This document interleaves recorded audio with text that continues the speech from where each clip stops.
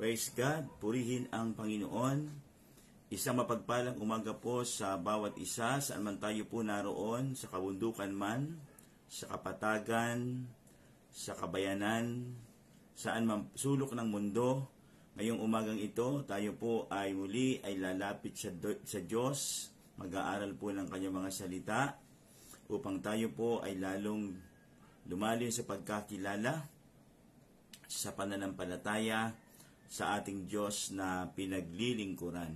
Ang Diyos natin ay Diyos na mabuti, Diyos na walang katulad, Diyos na hindi nagbabago, Diyos noon, ngayon, at magpakailanpaman. Inuulit ko po, isang mapagpalang umaga pong muli sa bawat isa. Kagalakan po natin na tayo po ngayong umaga ay muling magsasama-sama sa pag-aaral ng salita ng Diyos, na isang kaparaanan upang tayo po ay lumago, lumalim sa pagkakilala sa ating Diyos na pinaglilingkuran, ang ating Diyos na buhay. Hallelujah! Tayo po muna ay, bago mag-aral ng salita ng Diyos, tayo po muna ay umawit sa Panginoon sapagkat napakagandang palaging sambitin ang papuri at pagsamba sa Diyos na ating pinaglilingkuran. Awitin nga po natin yung katapatan nyo, O Diyos, tunay at dakila. Hallelujah! Katapatan nyo, O Diyos, tunay at dakila. Ang pag-ibig nyo'y wagas at walang kapantay. Sa aming puso, sa aming buhay, ang papuri't pagsambay iaalay. Bukas, noon, ngayon, magpakailanman, luwalhatiin ka. Katapatan nyo, O Diyos, tunay at dakila. Katapatan niyo, O Diyos, tunay at dakila. Ang pag-ibig niyo'y wagas at walang kapantay. Sa aming puso, sa aming buhay, ang papuri't pagsambay iaalay. Bukas, noon, ngayon, magpakailanman, luwalhatiin kayo. Panginoon, kay buti niyo sa amin. Kayo lamang ang tangi kong sasambahin. Aawitan kayo at pupurihin,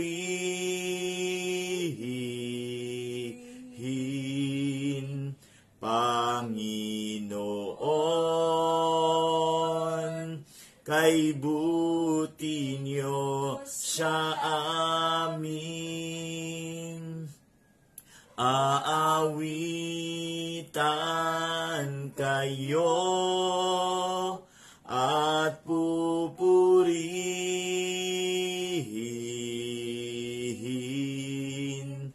Panginoon,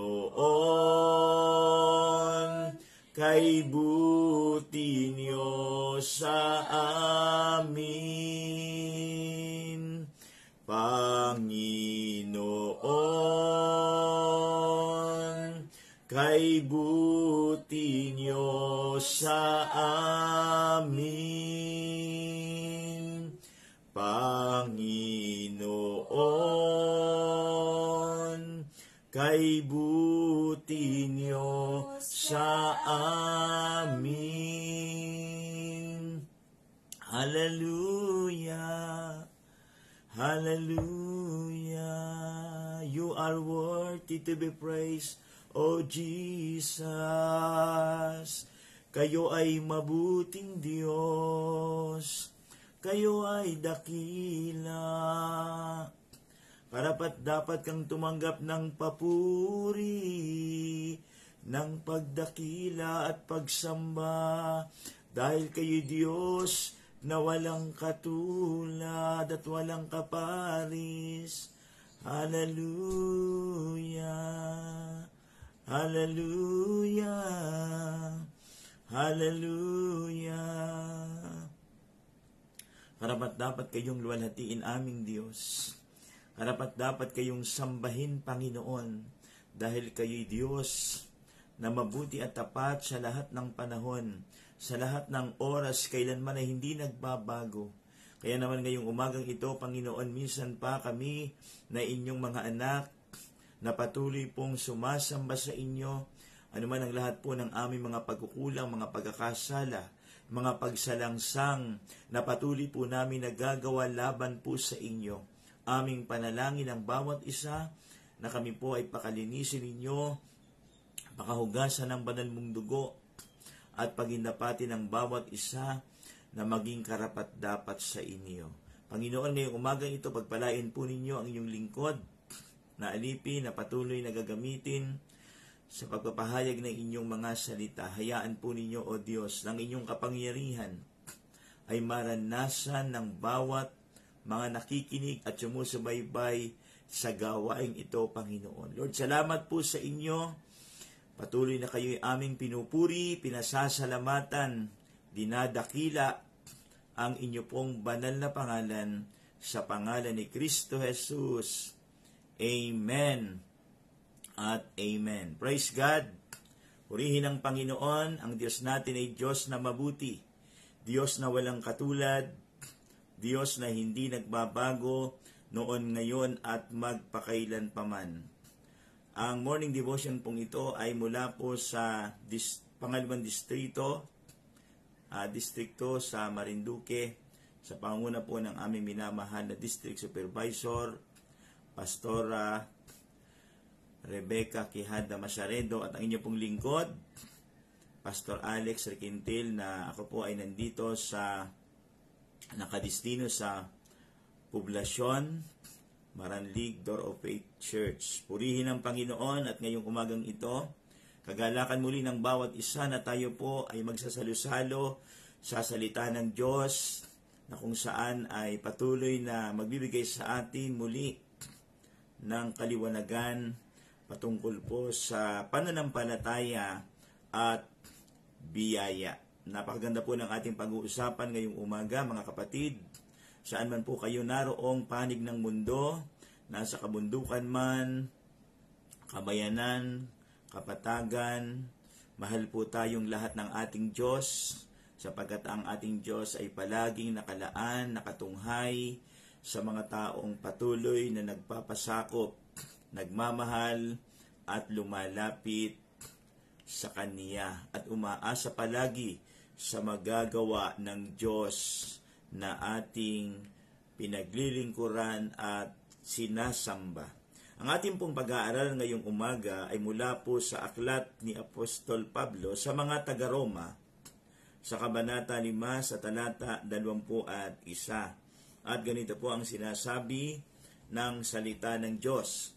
Kaya nga kung paanong naghari ang kasalanan sa pamamagitan ng kamatayan, gayon din naman maghahari ang kagandahang loob ng Diyos sa pamamagitan ng pagpapawalang sala upang kamtan ang buhay na walang hanggan sa pamamagitan ng ating Panginoong Hesukristo. Purihin ang Panginoon. Purihin ang Diyos. Hallelujah. Nakalagay nga po doon ang pananampalataya at biyaya. Alam naman natin, tayo pong lahat ay naligtas sa pamamagitan ng ating pananampalataya. Kaya nga napakahalagang dapat maintindihan at maunawaan ng mga mananampalataya o ng mga anak ng Diyos, ng mga Kristiyano, na ang pananampalataya at biyaya ay hindi po pwedeng magkahiwalay. sapagkat tinanggap natin ang ating pananampalataya simula nung tayo po ay nakinig at sumunod sa Panginoong Hesus at tinanggap natin ang ating Panginoon Kristo bilang Panginoon at tagapagligtas. Kaya nga, nang dumating ang pananampalataya ay bunga ng pakikinig. Sa Roma chapter 1 verse 16, kaya nga sabi ni Apostol Pablo, hindi ko kinakahiya ang mabuting balita tungkol kay Kristo sapagkat ito ang kapangyarihan ng Diyos. Amen. Dapat mga kapatid, ang mabuting balita o ang Biblia o ang salita ng Diyos kapag ikaw ay isang mananampalataya o isang kumikilala sa Panginoon, hindi mo dapat ikinakahiya ang mabuting balita sapagkat ito ay kapangyarihan ng Diyos. Ang kapangyarihan ng Diyos sa ikaliligtas ng lahat ng sasampalataya sa Panginoong Hesukristo. Kaya dito sa aklat ng Roma chapter 5 verse 21, kaya nga kung paanong naghari ang kasalanan sa pamamagitan ng kamatayan ng Panginoong Hesus. Amen. Kaya nga, lahat po tayong makasalanan, lahat po tayong mga suwail at isinumpa ng Diyos dahil po sa kanyang kamatayan sa krus, tayo pong lahat ay nagkaroon ng kaligtasan. At sa pamamagitan ng kaligtasan ng kamatayan ng Panginoon Kristo sa krus, naghari po ang kagandahang loob ng Diyos. Uulitin ko, dahil sa kamatayan ng Panginoong Kristo sa krus ng Kalbaryo upang tayo po ay patawarin sa lahat ng ating kasalanan, sa lahat ng ating mga pagkakamali, naghari po ang kagandahang loob ng Diyos sa pamamagitan ng pagpapawalang sala upang makamta natin ang buhay na walang hanggan sa pamamagitan ng Panginoong Hesukristo. At paano po tayo magkakaroon nga talaga ng buhay na walang hanggan? Ito pong buhay na walang hanggan na ating pong tinanggap ay sa pamamagitan po ng Panginoong Hesukristo nung tayo po ay pinawalang sala. Amen. Nung tayo po ay pinawalang sala, nang ang Panginoon Kristo ay namatay doon sa krus ng Kalbaryo at pagkatapos ng pangatlong araw ay muling nabuhay, nakatiyakan na tayong lahat na sumasampalataya sa Kanya, nananalig sa Kanya, ay pagkakalooban niya ng buhay na walang hanggan. Ito po ay doon lamang sa lahat ng ganap na sumasampalataya sa Kanya. Amen. At lumalapit ng totoo at nagpapakumbaba at umaamin sa kanyang sarili na wala siyang magagawa. Amen. Ang kaligtasan ay kaloob na biyaya ng Diyos. Tandaan po natin ha. Ang kaligtasan ay kaloob na biyaya ng Diyos. Ngunit maaari lamang itong makamtan sa pamamagitan ng pagtugon ng tao. Saan po? Sa pagtugon ng tao dun sa panawagan ng Diyos. Amen. Ulitin ko po, ang ating parsay patungkol po sa pananampalataya at biyaya. Ang kaligtasan ay kaloob na biyaya ng Diyos. Pag sinabing biyaya po, walang anumang bayad o walang anumang tayong sakripisyong ginawa. Bakit? Ang Panginoong Kristo ang nagsakripisyo doon sa krus ng Kalbaryo, na ang sino mang sasampalataya sa Kanya at maniniwala sa Kanya ay pagkakalooban niya ng biyaya. At ano yung biyaya na yon na tinatawag ng Biblia? Buhay na walang hanggan. Amen. Kaya nga, mapapansin po natin, darating po ang kaligtasan na kaloob at biyaya ng Diyos kung ang tao po ay magkakaroon ng tinatawag na pagtugon. paglapit, pagpapakumbaba sa harap ng Panginoon. Sa pamamagitan lamang nito ay maunawaan po natin ang pamamaraan ng kaligtasan na dapat nating maunawaan sa pamamagitan ng ating paglapit at pagtugon sa salita po ng Diyos. Amen ba? Kasi nga nakalagay po dito sa Roma chapter 6 verse 23, sapagkat kamatayan ang kabayaran ng kasalanan, ngunit ang kaloob ng Diyos ay buhay na walang hanggan sa pamamagitan ni Kristo Jesus na ating Panginoon. Mga kapatid, napakaliwanag po ang Roma 6:23, sapagkat kamatayan ang kabayaran ng kasalanan. Kapag ang tao po ay namuhay sa laman, sumunod sa kanyang sariling kagustuhan, kapag siya po ay namatay, siya po ay magdudulot ng kapahamakan. Hindi po buhay na walang hanggan, kundi kapahamakang walang hanggan. At ito po ay sa impyerno. Kaya nga napakaliwanag, sapagkat kamatayan ang kabayaran ng kasalanan. Naniniwala naman tayo na ang lahat ng taong namumuhay na alipin ng kasalanan, alipin ng bisyo, wala po silang patutunguhan. Ang patutunguhan po nila ay kamatayan. Amen. Kapahamakan.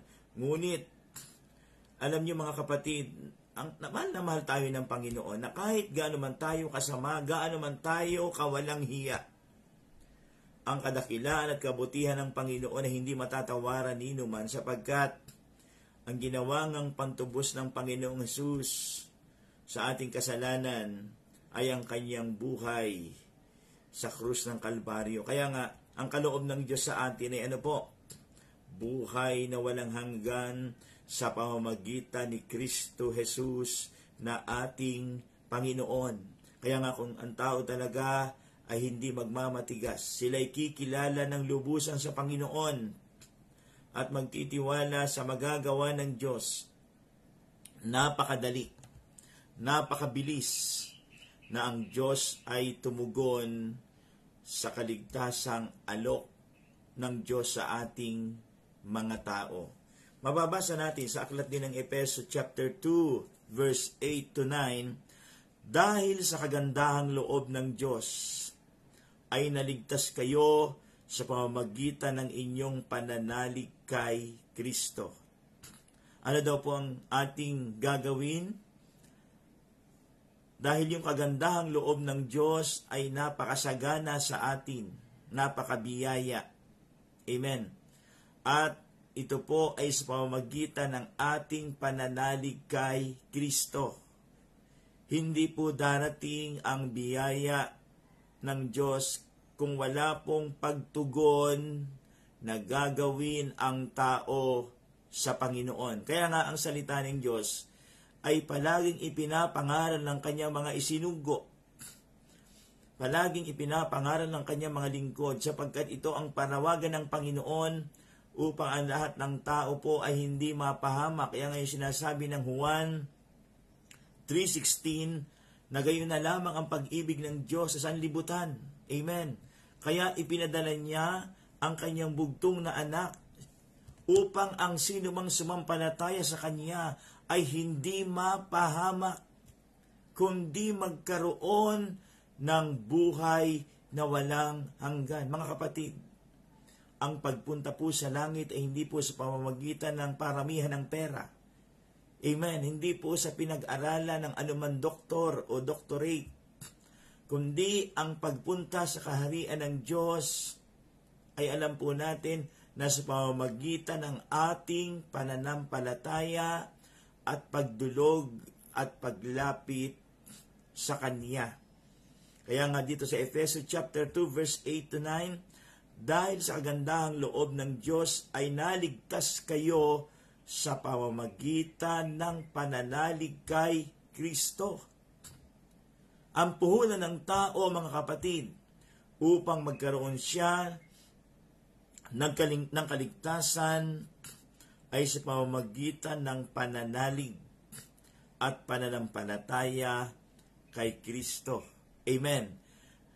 Alam naman natin ang pananampalataya ay yung sinasabi ng Hebreo 11 verse 1. Ang pananampalataya ay mula sa mga bagay na hindi nakikita, na umaasa na mangyayari ang ayon sa kaniyang inaasahan. At umaasa tayo palagi sa mga pangako ng Diyos. Umaasa tayo palagi sa magagawa ng Panginoon.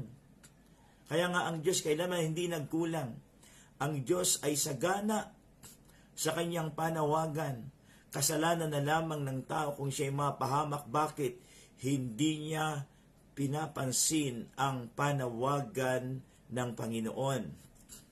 Sa verse 9, alagay po dito, dahil sa kagandahang loob ng Diyos ay naligtas kayo sa pamamagitan ng inyong pananalig kay Kristo. At ang kaligtasan ito'y kaloob ng Diyos. Amen. Ang kaligtasan ito ay kaloob, biyaya ng Diyos.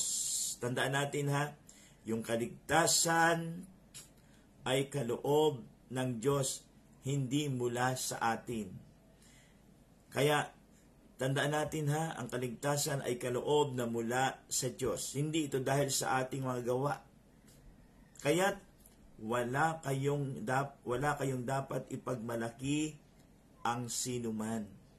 Kaya tandaan po natin at ipamukha natin sa mga tao na akala ang kaligtasan ay makukuha sa kanyang galing, sa kanyang talino, sa kanyang naabot na pinag-aralan. Hindi po masama ang may pinag-aralan, hindi po masama ang nakaabot ng anumang mga doktoral o pinag-aralan. Hindi masama ang ikayumaman.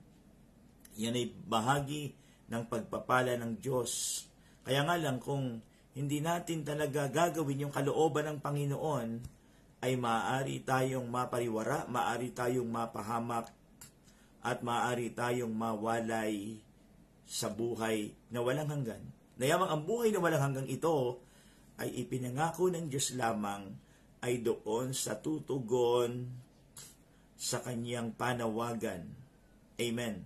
Sa kanyang panawagan, ang panawagan ng Panginoon ay maaari lamang makamtan ang biyaya ng kaligtasan at ang buhay na walang hanggan kung ang tao po ay tutugon sa paanyaya ng Panginoon sa pamamagitan ng pananampalataya at maunawaan lamang ang pamamaraan ng kaligtasan na dapat nating maunawaan ng pinakamabuting bagay sa pamamagitan ng mga salita ng Diyos. Amen. Praise God. Purihin ang Panginoon. Hallelujah. Kaya nga, ang sabi doon sa verse 10 ng Efeso chapter 2, verse 10, tayo'y kanyang niligtas sa pamamagitan ni Kristo Jesus upang iukol natin ang ating buhay sa paggawa ng mabuti na itinalaga na ng Diyos para sa atin noon pa mang una. Kaya nga, ano po ang ginagawa ng mga taong naligtas, ng mga taong napagpala o mga taong nabago ang buhay? Nakalagay po dito ay nilikha daw po tayo sa pamamagitan ni Kristo, ng Panginoon sa Kristo upang iukol natin ang ating buhay sa paggawa ng mabuti. Amen. Sa paggawa ng mabuti, sa paglilingkod sa kapwa, sa pagtulong sa mga nangangailangan, at higit sa lahat, sa pag-aalay ng buhay sa Panginoong Hesukristo. Kaya nga yung mga taong naligtas, yung mga taong nabiyayaan ng kaligtasan, ang kanila pong ginagawa, sila po ay nag-aalay ng kanilang buhay, naglilingkod ng pinakamabuting paglilingkod. At naniniwala tayo kapag tayo po ay naglingkod ng pinakamabuting paglilingkod, yung biyaya ng Diyos ay napakasagana sa ating lahat. Amen po ba? Karanasan ng bawat isa yan. Na simula nung tayo po ay naligtas, tayo po ay biniyayaan ng Panginoon ng kaligtasan, dulot ng pagtugon natin sa panawagan ng Panginoon, ako'y naniniwala na lahat ng sumasampalataya sa Diyos, ng lahat ng naglilingkod sa Panginoon, na talagang sila'y totoong tumanggap, totoong sumunod, totoong nag-alay ng buhay sa Kanya, totoong nagsisi ng kasalanan at hindi na pabalik-balik sa putik ng karumihan ng kasalanan.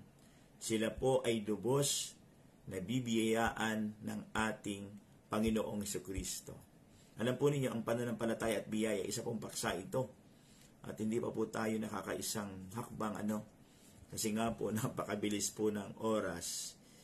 Ito po ay napakagandang series na pag-aaral, ang pananampalataya at biyaya. Kaya nga lang ay dahil nga po sa napakikili ng oras natin, loobin ng Diyos na ito ay topic po natin kung luluobin ng Panginoon na muli po akong maatasan, ay napakagandang itong bigyan ng pansin. Kasi nga po marami pong mga taong mananampalataya na hindi naunawaan ang kanilang nilalakarang pananampalataya mula sa Biblia o mula sa katuruan ng salita ng Diyos. Kaya ngayong umagang ito ay introduction pa lamang po na ibigay ko sa inyo ang pananampalataya at biyaya. Ito po ay napakahalagang katuruan ng Biblia sa mga Kristiyano kasi napakarami mga tao ang napapahamak dahil nga po sa tinatawag na biyaya. Yung biyaya po ng Diyos ay hindi dapat natin inaabuso. Kasi marami mga katuruan sa Biblia na kapag naligtas ka sa pamamagitan ng pananampalataya ay tapos na. Mayroon pa po tayong dapat mga hakbang na gagawin at may enjoy natin yung katiyakan ng kaligtasan natin kapag tayo po ay nanatili sa kapangyarihan ng Diyos. At patuloy tayong lalakad sa kalooban ng Panginoon nating Diyos na makapangyarihan sa lahat. Amen ba?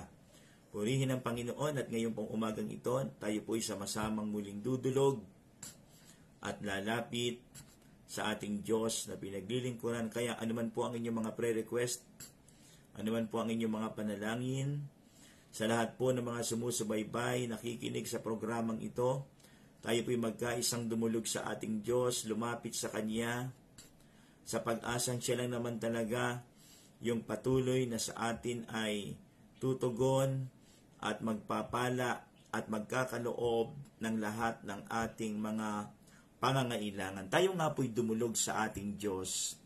Humingi po tayo ng Kanya pong kalakasang espiritual at patuloy tayong pagtagumpay ng Panginoon, anumang pakikipagbaka na mayroon ng naranasan ng bawat isa, tayo po'y dumulog sa Panginoon. Hallelujah. Praise you, Jesus. Praise your Holy Spirit, Lord God. We worship you. We magnify your name. Hallelujah. Hallelujah, hallelujah. Praise you, Jesus. Aming Ama, aming Diyos, sa pangalan po ni Kristo Jesus, ang Diyos na aming pinaglilingkuran, ang Diyos na makapangyarihan sa lahat, ang Diyos na nakakaalam ng lahat ng kalalagayan at pinagdadaanan ng inyong mga anak. Anumang sitwasyon, Panginoon, meron ng bawat isa sa aking mga kapatid. Sa oras na ito, Panginoon, kami po ay sama-samang nagpapakumbaba. Humihingi, Panginoon, ng inyo pong banal na tulong. Ama, minsan pa, dalangin po ng bawat isa sa amin. Patuloy nyo kaming abutin ang inyong mapagpala at mapaghimalang kamay at igawad sa amin ang inyong paningin. Anumang sitwasyon na mayroon ng bawat isa, anumang may pinagdadaanan ng bawat isa ngayon sa oras na ito, Ama, sa pangalan ni Kristo Jesus, dalangin po namin, O Diyos, huwag mo kaming iiwanan, huwag mo kaming kaliligtaan, Panginoon. Patuloy na dumaloy nawa palagi sa aming buhay, sa aming puso, ang inyo pong kapangyarihan. Maranasan ng bawat isa ang pagsama ninyo, ang pangunguna ninyo, ang pagtugon ninyo sa mga panalangin ng bawat isa. At sa oras ding ito, Panginoon, sino mang dumadanas ngayon ng may mga pagsubok, may mga problema, higit sa lahat yung mga may sakit at karamdaman, Lord, sa makapangyarihang pangalan ni Jesus, alam mo ang pinagdadaanan ng mga taong nahihirapan, may mga karamdaman. Siya sa oras na ito, iunat mo po ang inyong mapagpala at paghimalang kamay.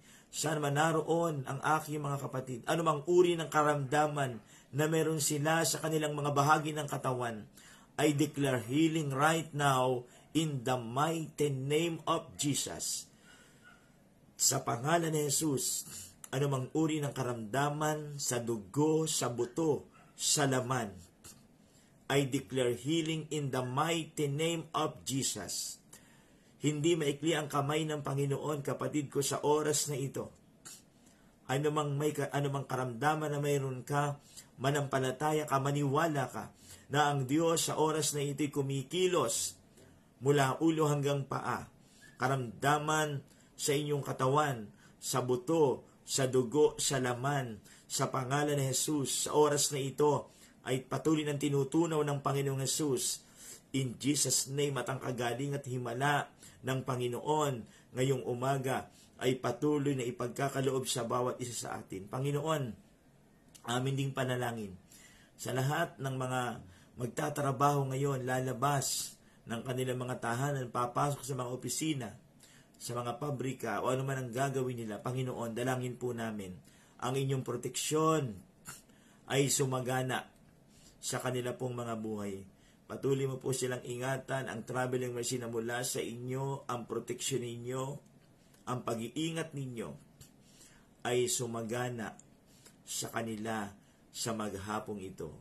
Salamat po sa inyo, pinagpapala ko po ang aking mga kapatid, ang lahat ng mga makikinig pa at susubaybay po sa gawain ito. Pagpalain din ninyong aming pong Superintendent Pastor Joseph Masaredo, ang kanyang buong sambahayan, ang kanyang buong pamilya, sina Mami Mars, Lord God, sina Ma'am Baby Panginoon, pinagpapala ko po sila, ang lahat ng mga pastor, ang lahat ng mga district supervisors, ang lahat ng mga lingkod ninyo, saan man sila nakadistino, Panginoon, nasa ibang bansa man sila, nasa mga probinsya, nasa mga city, saan man lugar o dako, Panginoon, kayo po ang tumawag sa bawat isa upang patuloy na italaga sila sa mga paglilingkod na minamarapat ninyo, na kinalulugdan ninyo.